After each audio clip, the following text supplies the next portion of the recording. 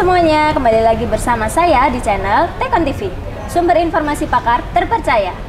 Nah, pada kesempatan kali ini kita kedatangan seorang tamu yang akan memberikan informasi yang luar biasa dan bermanfaat untuk kita semua, yaitu Ibu Yulia, seorang sales manager KPR dari Bank Panin. Selamat datang Ibu Yulia. Selamat siang. Ya.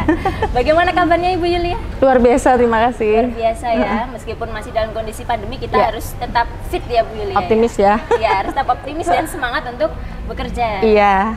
Nah, pada kali ini saya memiliki beberapa pertanyaan ini terkait pengajuan KPR.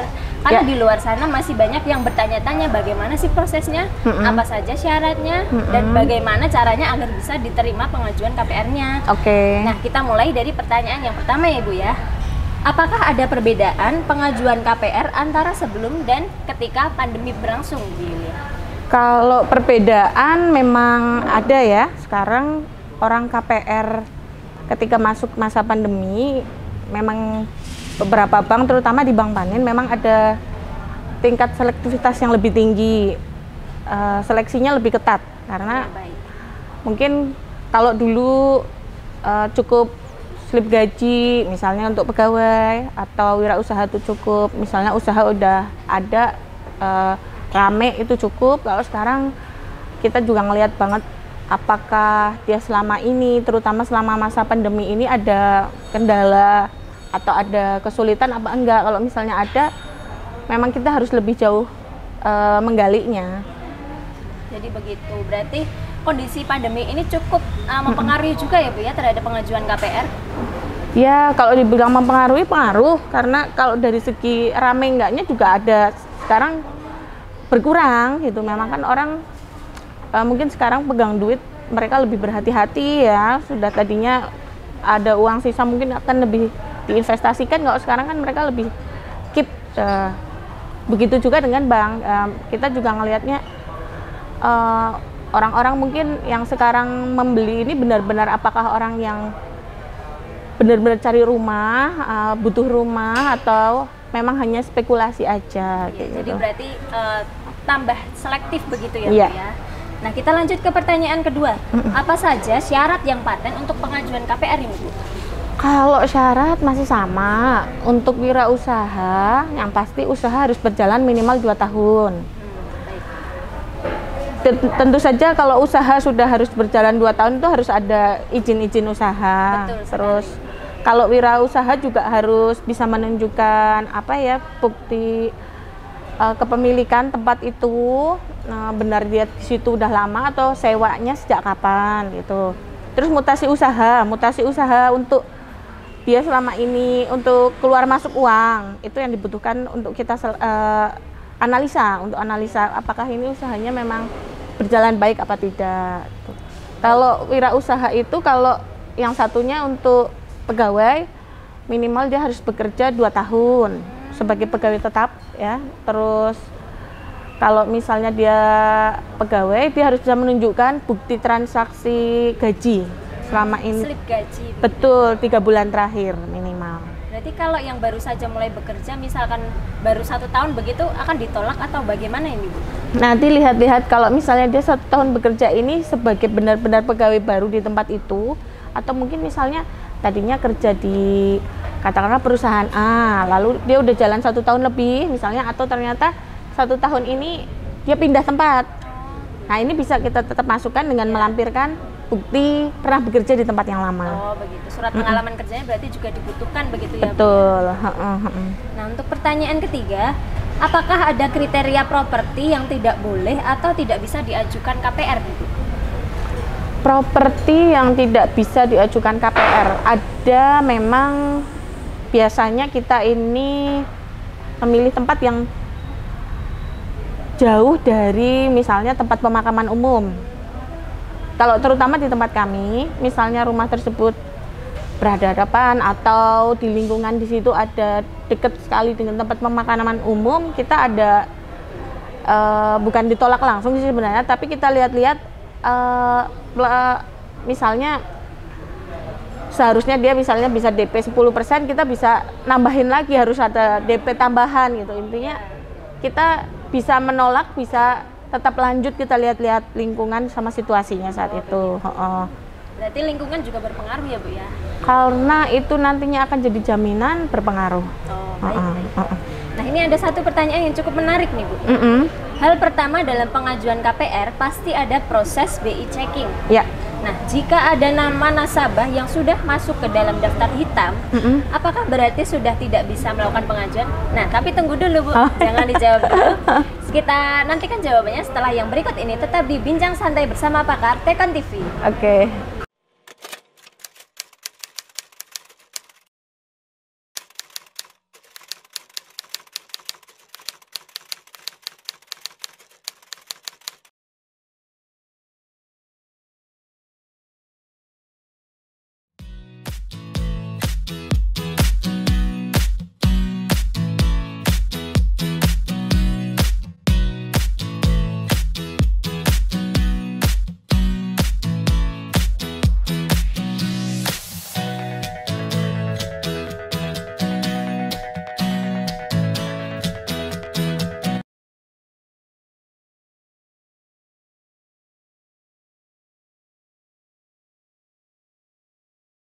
Kembali lagi bersama saya di Bincang Santai bersama Pakar Tekon TV. Nah, terkait pertanyaan yang sudah saya tanyakan tadi, itu kira-kira bagaimana ya Bu? Apakah benar-benar sudah tidak bisa seseorang yang masuk ke dalam daftar hitam? Kalau dia, jadi daftar hitam itu ada sebenarnya ini ya, ada BI checking istilahnya orang awam bilang, ada satunya itu daftar hitam Bank Indonesia, ada sendiri Mbak. Kalau sudah masuk daftar hitam yang BI checking maksudnya, itu memang kita saat ini, saat pandemi itu memang karena lebih selektif ya. Jadi kalau di tempat kami, misalnya yang bersangkutan pernah ada kendala pembayaran selama 1 tahun terakhir, kita sepertinya akan bisa menolak, kecuali misalnya ya ada, misalkan kadang ada orang yang kartu kredit lalu lupa, ternyata ada iuran tahunannya itu ternyata lupa dibayarkan, itu bisa dibuktikan dia, kalau memang itu bisa dibuktikan. Nah, kalau hanya berupa misalnya iuran tahunan atau biaya meter yang lupa dibayarkan, itu kita bisa lanjut. Tapi kalau misalnya dalam 1 tahun terakhir dia masuk BI checkingnya tuh macet karena dia misalnya karena ada gagal bayar, kemungkinan besar akan ditolak gitu. Jadi begitu. Jadi meskipun dia pernah memiliki tunggakan terkait finansial, tapi dia sudah pernah menyelesaikan tunggakan tersebut, berarti tetap bisa lanjut ya Bu ya? Kalau dia sudah menyelesaikan, ada bukti bayar dan dia bisa memberikan alasan yang bisa kita terima, ya kita akan pertimbangkan untuk lanjut.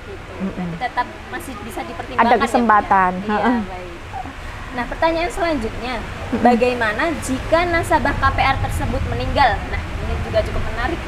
Kalau meninggal, biasanya nasabah itu punya asuransi jiwa. Iya, betul. Jadi dia akan pasti keluarga atau ahli waris akan mengklaim kepada asuransi untuk istilahnya asuransinya itu diklaim, nanti dia kreditnya akan dilunasi oleh dari pihak asuransi. Makanya saat ini Bank Panin sangat mewajibkan nasabahnya untuk mengambil asuransi jiwa dari produknya Panin KPR juga.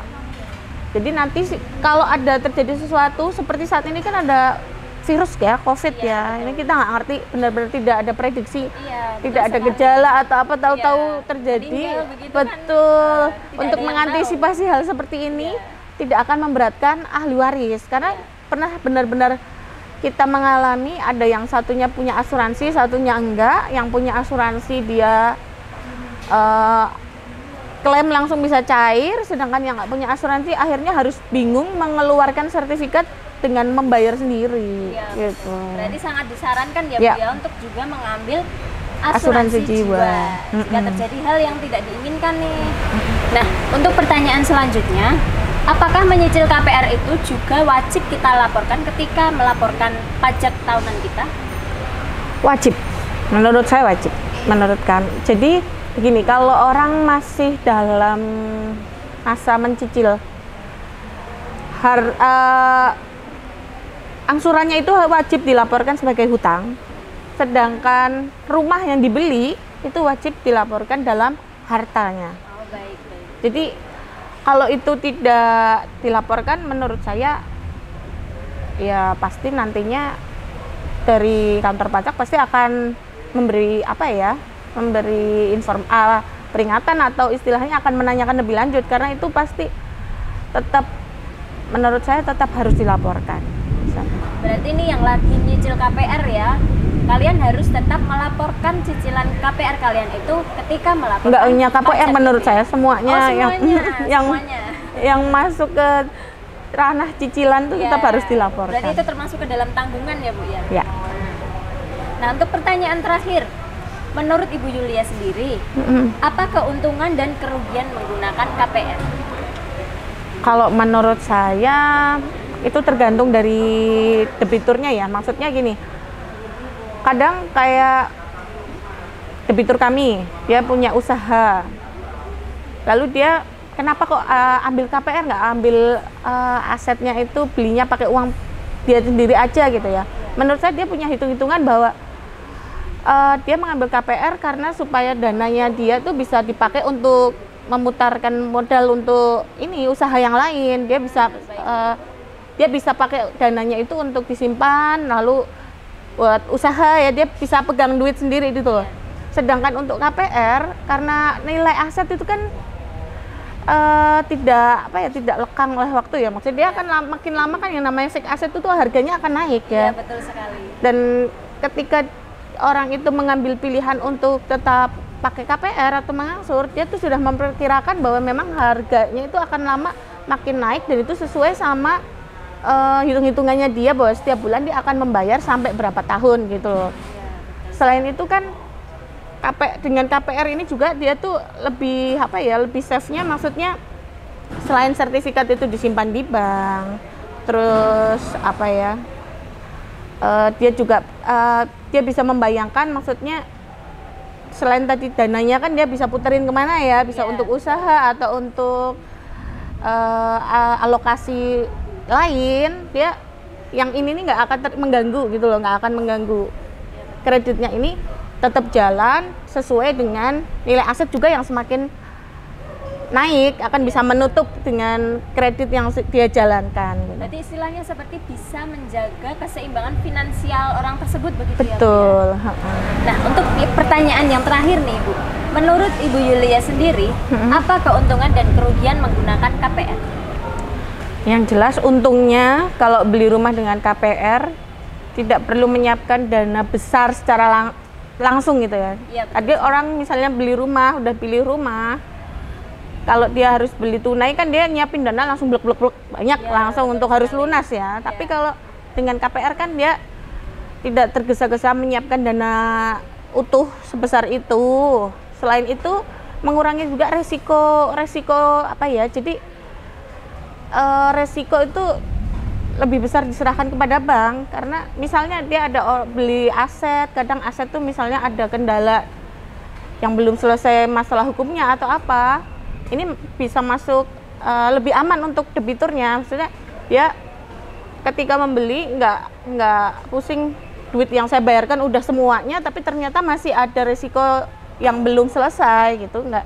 Tapi kalau dengan KPR kan bank bisa cover tentang itu gitu loh, kita lebih teliti juga ngeceknya gitu. Tapi mungkin kalau kerugiannya kadang memang ada, misalnya ada developer yang menawarkan keuntungan untuk pembelinya yang kalau beli tunai itu dia ada diskon mungkin. Nah, mungkin di sini sih bedanya. Tapi sebenarnya sih nggak usah khawatir kalau pakai KPR, terutama misalnya kayak KPR Panin kan sekarang bunganya tetap sampai selesai kreditnya, nggak mikir naik turun. Jadi betul. Menurut saya sih ya enakan pakai KPR. Dan ini juga sepertinya lebih cocok untuk yang generasi muda ya Bu ya. Iya. Muda ya, dan tidak terlalu memberatkan begitu ya. Iya, karena ya itu tadi nggak perlu nyiapin duit langsung segabrek gitu. Iya, betul sekali. Nah, luar biasa sekali hari ini kita mendapatkan banyak informasi yang bermanfaat dari Ibu Yulia. Terima kasih sekali Ibu Yulia. Sama-sama sudah channel Tekon TV. Sama-sama juga udah dipanggil di sini ya. Iya. Semoga lain kali kita bisa bertemu lagi, mungkin membicarakan hal lain yang lebih menarik ya Bu Oke, Yulia. saya tunggu undangannya. Baik, terima kasih Bu Yulia Ya. dan sampai jumpa. Terima kasih telah menonton video ini. Jangan lupa subscribe channel Tekon TV.